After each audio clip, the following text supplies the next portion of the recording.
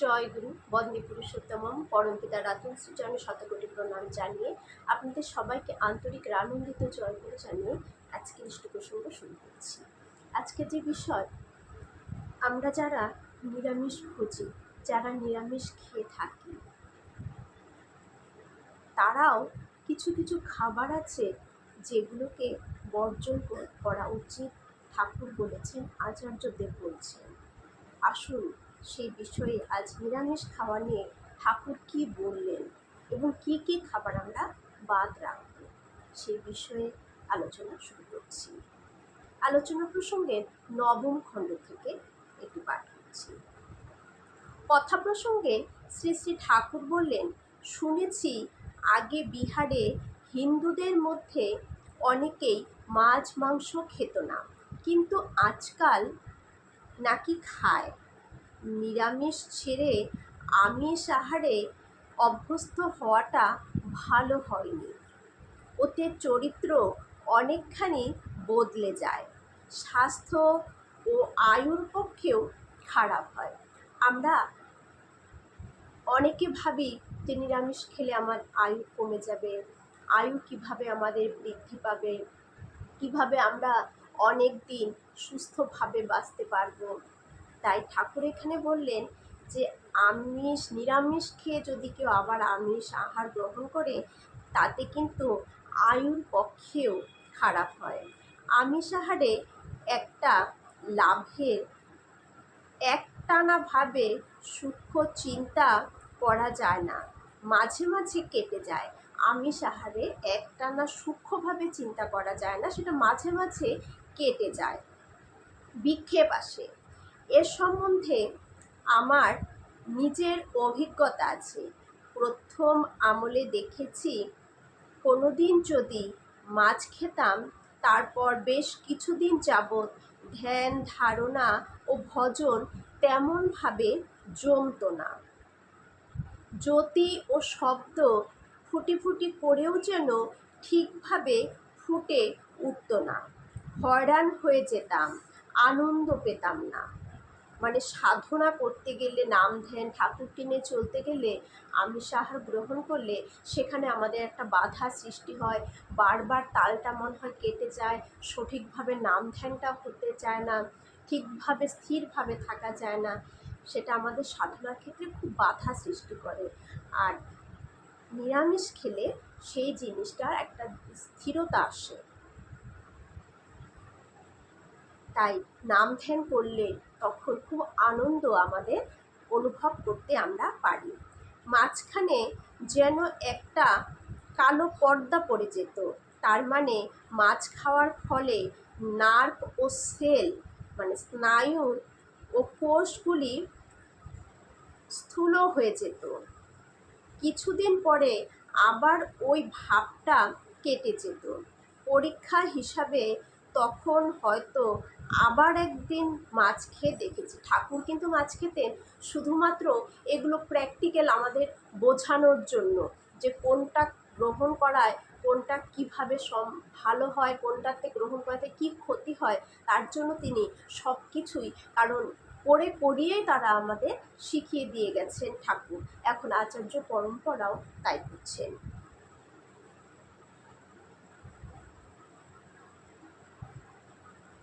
কিছুদিন পরে আবার হয়তো এই ভাবটা কেটে যেত, তখন আবার ওই সব অসুবিধা দেখা দিত।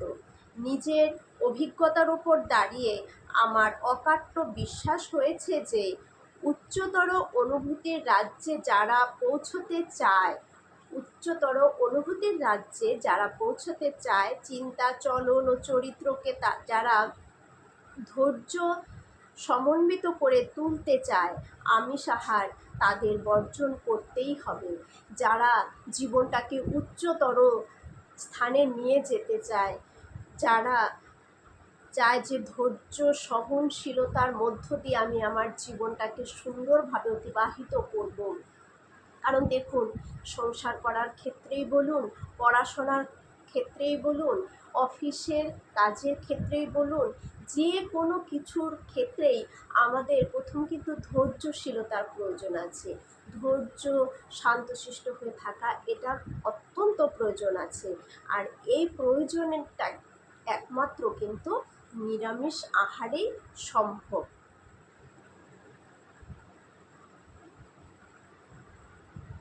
আমিষ আহারে শরীর একটা অস্বাভাবিক বেত্রাঘাত পায়, তার ফলে তাড়াতাড়ি বেড়ে যায়। মানে আমিষ আহারে গ্রহণ করলে কিন্তু তাড়াতাড়ি মানে বেড়ে যাবে, তাড়াতাড়ি বেড়ে যাবে, শরীরের সব কিছু দিয়েই তার মানে দ্রুততার সঙ্গে তার বৃদ্ধিটা হয় শারীরিক দিক থেকে। যে বাড়াটা স্বাভাবিকভাবে 10 বছরে বাড়ত, তা হয়তো 5 বছরে বেড়ে যায়। মানে যে বাড়াটা হয়তো 10 বছরে ধীরে ধীরে ধীরে ধীরে বাড়ত, আমিষ আহার গ্রহণ করলে সেটা 5-6 বছরের মধ্যে বৃদ্ধি পেয়ে যায়। তার ফলে টোটাল মানে পুরো আয়ু থেকে অতটা বিয়োগ হয়।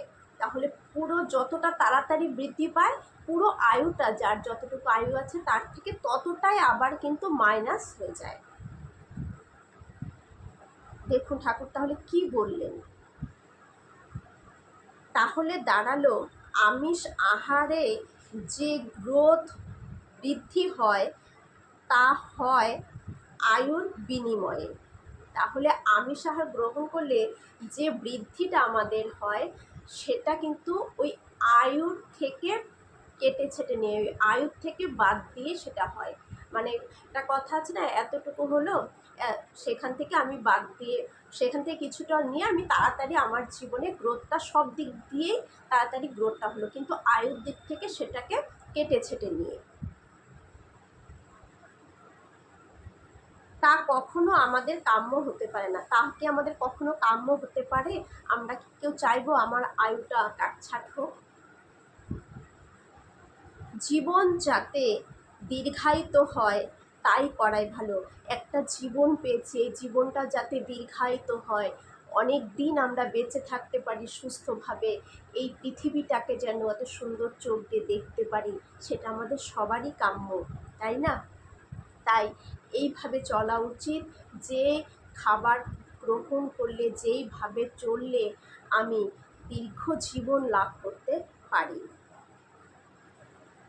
আমার ধারণা নিরামিষ আহার ও সুনিয়ন্ত্রিত চলনেই তা হওয়া সম্ভব। সুনিয়ন্ত্রিত চলনের জন্য 3টি জিনিস প্রয়োজন। প্রথম হলো সুকেন্দ্রিক ধাঁচ। এইটি না থাকলে মানুষের জীবনের বিরোধী শক্তিগুলিকে আয়ত্তে আনতে পারে না। সুকেন্দ্রিক ধাঁচ মানে কোনো একটা কেন্দ্রকে আমরা ধরে চলব। আমাদের জীবনের কেন্দ্রবিন্দু হচ্ছে আমার পরম দয়াল। আমি পরম দয়ালকে মাঝখানে রেখে আমি তার চতুর্দিকেই ঘুরব। তাহলে আমার যে বিপক্ষে যে বিরোধী শক্তিগুলো, মানে যে প্রবৃত্তি রিপু বলুন, সেই শক্তিগুলোকে কিন্তু আমরা আয়ত্তে আনতে পারবো, কন্ট্রোলে রাখতে পারবো। সেটা রাগ বলুন, কাম বলুন, লোভ বলুন, ধৈর্য, মানে যে কোনো কিছুকেই আমরা কন্ট্রোলে, নিয়ন্ত্রিত রাখার ক্ষমতাটা কিন্তু আমাদের হয়ে যায়, যেটা খুব কম হয় আমিষ আহারে। এটি না থাকলে মানুষের জীবনের বিরোধী শক্তিগুলিকে আয়ত্তে আনতে পারে না। জীবনের ঘাত প্রতিঘাতে দুর্বল ও হতাশ হয়ে পড়ে। তাতে পাওয়ার অফ রেসিস্টেন্স, প্রতিরোধ ক্ষমতা কমে যায়, রোগ ব্যাধি চেপে ধরে।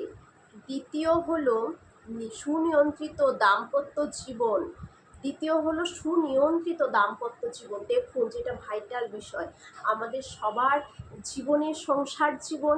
আমরা সবাই সংসার করি স্বামী স্ত্রী মিলে। এখন স্বামী স্ত্রীর মধ্যে যদি আমাদের একটা সুনিয়ন্ত্রিত দাম্পত্য জীবন না গড়ে ওঠে, কেউ কারো কথা মানছে না, সব সময় মানে একটা রাগারাগি, কেউ স্বামীর কথা স্ত্রীর সহ্য হচ্ছে না, স্ত্রীর ব্যবহার স্বামীর সহ্য হচ্ছে না, সব সময় একটা কথা কাটাকাটি, রাগারাগি চলতেই থাকে। এমনকি এমন পর্যায়েও একটা সময় চলে আসে যে তখন একটা ডিভোর্সের পর্যায়ে চলে আসে, এরকম প্রচুর এখন আমরা ঘরে দেখতে পারবো, ঘরে ঘরে এই দাম্পত্য কলহটা অতিরিক্ত বেড়ে গেছে। তারও কারণ কিন্তু এই অতিরিক্ত ফাস্টফুড এসব খাবারের দরুন। এবং তৃতীয় হলো শান্তিপূর্ণ পারিবারিক পরিবেশ। আমার পরিবারটা যদি শান্তিপূর্ণ না থাকে, পরিবারের মধ্যে যদি সবসময় ঝগড়াঝাটি, রাগারাগি, গালিগালাজ, মানে অনিয়ন্ত্রিত, মানে কোনো সুশৃঙ্খল নেই, বলে না পরিবারটা কেমন একটা লক্ষ্মীহারা লক্ষ্মীহারা, এরকম হলে কি সেই পরিবারটা খুব ভালো হয়? তার জন্য কিন্তু আমাদের এই আমিষ আহারটাকে যত দূর তাড়াতাড়ি সম্ভব বর্জন করা উচিত। এই দুটি জিনিস না থাকলে মানুষের শরীর মনের ক্ষতির পূরণ হয় না, সে শক্তি ও উৎসাহের যোগান পায় না। তাহলে আমাদের আমিষ আহার গ্রহণে কতটুকু আমাদের জীবনের, দেখুন পারিবারিক জীবন, দাম্পত্য জীবন, এই সব কিছুরই কিন্তু আমাদের মধ্যে একটা এফেক্ট পড়ে যায় এই আমিষ আহার গ্রহণে। ঠাকুরকে কেষ্টদা বললেন, মাছ মাংসের পুষ্টির প্রভাবে যে অস্বাভাবিক বৃদ্ধি হয়ে আয়ু কমে যায়, সে সম্বন্ধে কি আপনার কোনো ব্যক্তিগত অভিজ্ঞতা আছে? শ্রী ঠাকুর বললেন, আমার এইরকম মনে হয়। কথাটা যুক্তিযুক্ত কিনা ভেবে দেখুন। তাছাড়া আমার একটা অভিজ্ঞতা আছে। একবার একটা গাছ উঠে বেগুনের গাছে মাছের সার দিয়েছিলাম। একটা বেগুনের গাছের মধ্যে মাছের সার দেওয়া হয়েছিল। গাছটা পেয়ারা গাছের মতন বেড়ে উঠল, কিন্তু কোনো পোকা না লাগা সত্ত্বেও 6 মাসের মধ্যে গাছটি মরে গেল। বেগুনের গাছ তো কতদিন বাঁচে? একটা বেগুনের গাছ কতদিন বাঁচে? গাছও একটি প্রাণী, মানুষও একটি প্রাণী। গাছের জীবনের ওপর মাছের যে প্রভাব, মানুষের জীবনের ওপরেও মাছের কিন্তু সেই একই প্রভাব, এটা আমার বিশ্বাস। ঠাকুর কি বললেন যে ঠাকুর পরীক্ষা করার জন্য একবার বেগুন গাছের গোড়াতে মাছের সার দিয়েছিল। তাতে বেগুন গাছটা এত তাড়াতাড়ি বেড়ে পেয়ারা গাছের মতন এত বড় হয়ে গেল, কিন্তু 6 মাসের মধ্যেই গাছটি মারা গেল। ঠাকুর বললেন কিন্তু একটি বেগুন গাছ অনেক দিন পর্যন্ত, মানে অনেক দিন সেটা বেঁচে থাকে, সেখান থেকে বেগুন হয়। তাহলে মাছের সার পড়াতে গাছও একটি প্রাণী, মানুষও একটি প্রাণী। মাছের সার পড়াতে তাড়াতাড়ি বৃদ্ধি হলো গাছের, কিন্তু তার আয়ু বেশি দিন টিকলো না। মানুষের জীবনটাও কিন্তু ঠিক তাই। ওই মাছের দরুনে আমাদের অনেকটা আয়ুরও কিন্তু ক্ষয় হয়। তাই আমরা চেষ্টা করব, যারা নিরামিষভোজী আছি তো আছি, আর যারা আমরা আমিষভোজী রয়েছেন তারা এটা চেষ্টা করবেন যাতে খুব কম খাওয়া যায়, যত বাদ দেওয়া যায় চেষ্টা রাখবেন, যত এই মাছ মাংসটা কম গ্রহণ করা যায়।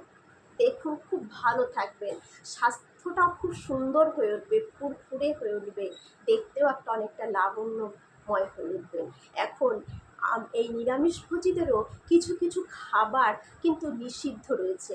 এসব খাবার যদি আমরা বেশি খাই তাহলে কিন্তু এই আমিষের মতনই আমাদের শরীরটাও কিন্তু খারাপ থাকবে, বা সেই নিরামিষের যে উজ্জ্বলতাটা, নিরামিষের যে সৌন্দর্যটা, সেটা কিন্তু ফুটে উঠবে না। তাই এসব খাবারও আমাদের নিরামিষভোজীদের ত্যাগ করা প্রয়োজন। কি বললেন ঠাকুর? কি খাবারগুলো শুনুন। খাবারে অতিরিক্ত নুন ও মিষ্টি বর্জনীয়। খাবারে অতিরিক্ত নুন খাওয়া যাবে না এবং মিষ্টি বর্জনীয়। পরম পূজ্যপাদ শ্রী বরদা বলতেন, সপ্তাহে একদিন যদি আমরা নুন ছাড়া খাই তাহলে কিন্তু খুব স্বাস্থ্যের পক্ষে খুব ভালো। রোজ খাবারের সাথে আস্ত দানা, প্রচুর টাটকা শাকসবজি ও কিছু পরিমাণ ফলমূল খেতে হবে। অতিরিক্ত তেল মশলাযুক্ত চটপটে অপরিশোধিত খাবার যেমন ফাস্টফুড, জাঙ্ক ফুড যত পারা যায় এড়িয়ে চলা উচিত। আমরা নিরামিষ খাচ্ছি বলেই যে অতিরিক্ত তেল মশলা দিয়ে খুব ভালো করে রান্না, সেগুলোও কিন্তু ওই আমিষের মতনই অনেকটা কার্যকরী হয়ে যায়। তাই ঠাকুর বললেন, তাই অতিরিক্ত তেল মশলাযুক্ত চটপটে খাবারগুলো আমাদের বাদ দিতে হবে। ফাস্টফুড, জাঙ্ক ফুড এসব ত্যাগ করা প্রয়োজন। যত পারা যায় এড়িয়ে চলা উচিত। রাসায়নিক মিশ্রিত তরল পানীয় মানে সফট ড্রিঙ্কসগুলো যে পাওয়া যায় সেগুলো শরীরের পক্ষে খুবই ক্ষতিকর। এইগুলো কিন্তু আমাদের বর্জন করতেই হবে।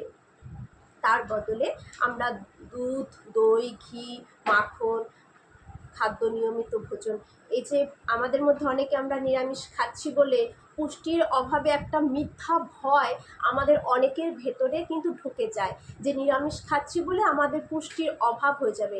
তখন তারা প্রতিনিয়ত কী করছে, দুধ, দই, ঘি, মাখন, মশলাযুক্ত খাদ্য নিয়মিত ভোজন করছে যাতে পুষ্টির অভাব না হয়। ফলে কি হচ্ছে, ওই জীবনশৈলীজাত রোগাক্রান্ত হয়ে শরীর মনে খামোখা কষ্ট সৃষ্টি করছে। এতে কি হচ্ছে, পুষ্টিটার তো মানে কোনো লাভ হচ্ছেই না, বরং নিত্যদিন কিছু না কিছু শরীরের রোগ লেগেই রয়েছে। নানান রকম শরীর আমাদের মানে খারাপ পর্যায়ে, মানে বলে না যে খাবার দাবার বা লাইফস্টাইলটা, যে সেই লাইফস্টাইলটা কিন্তু নষ্ট হয়ে যাচ্ছে। তাতে আমাদের নানান রকম অসুখ বিসুখে আমরা পড়ে যাচ্ছি। তাই ঠাকুর পরম দয়ালের তাই বলা আছে, অধিক ভোজন যারাই করে দারিদ্রতায় প্রায়ই ধরে। আবার বলেছেন, পেটের জন্য জীবন নয়তো জীবনের জন্য পেট, তাই জীবন পেটকে জীবন্ত রাখে। তাই পেটের জন্য কিন্তু আমাদের এই জীবন নয়, এই জীবনটাকে চালানোর জন্য আমাদের পেট। তাহলে জীবন পেটকে জীবন্ত রাখে, এই জীবন পেটকে জীবন্ত করে রাখে। তাই নিরামিষ খাচ্ছি বলে অতিরিক্ত মশলাদার খাবার খাবো, দুধ, দই, ঘি, মাখন রোজ খাবারে রাখবো, তাহলেও কিন্তু ক্ষতি হবে। তাই আমাদের অতিরিক্ত নুন, মিষ্টি বর্জন করতে হবে। চটপটে জাতীয় মশলাযুক্ত খাবার, তেল এসবকে অনেক কমিয়ে হালকা পাতলা পুষ্টিকর খাবার খেয়ে যেতে হবে। পুষ্টিকর খাবারগুলোও তো ঠাকুর বলে গেছেন, সেইগুলো আমরা গ্রহণ করব। আসুন এইভাবে ঠাকুরের বিধানে আমরা চলি, সবাই ভালো থাকি। জয় গুরু বন্দে।